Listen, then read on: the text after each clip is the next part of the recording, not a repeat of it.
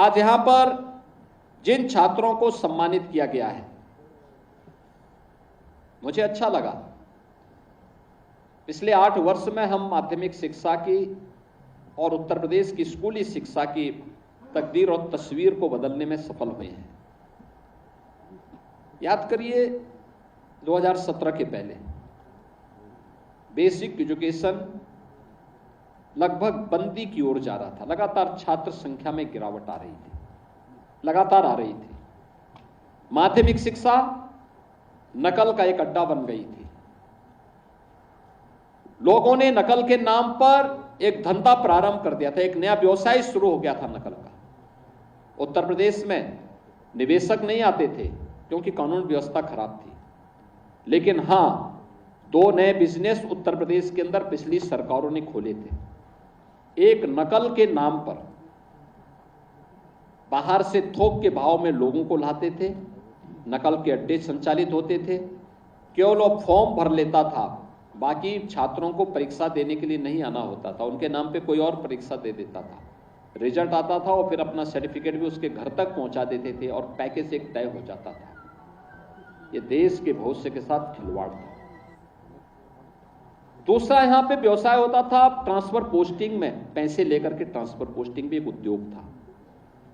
इसके नाम पर भी पैसे लिए जाते थे।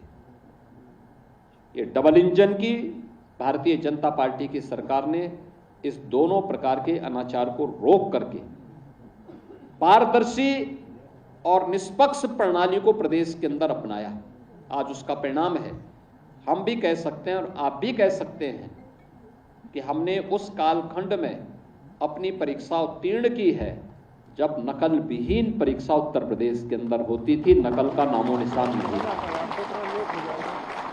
आज सेंटर वही संस्था हो सकती है जिसके पास सीसीटीवी कैमरे होंगे, बाउंड्री वॉल होगी, इंफ्रास्ट्रक्चर होगा, फर्नीचर होंगे, वहीं पर सेंटर होगा, अन्यथा सेंटर नहीं हो सकते।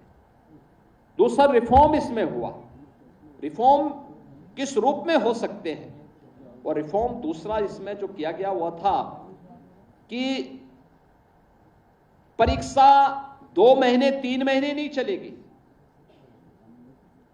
परीक्षा 13-14 दिन मात्र के अंदर पूरी परीक्षा संपन्न हुई। 13-14 दिन के अंदर परीक्षा छात्रों को परेशान करने का माध्यम नहीं होनी चाहिए। परीक्षा छात्रों को प्रताड़ित करने का माध्यम नहीं होनी चाहिए, उनका आकलन करने का माध्यम होनी चाहिए। उसमें एक प्रतिस्पर्धा का भाव हो, चुनौती से जूझने की एक ललक हो, इस प्रकार का भाव होना चाहिए। और उस भाव को विकसित करने में ये कम दिनों की परीक्षा ने महत्वपूर्ण भूमिका का निर्वहन किया है।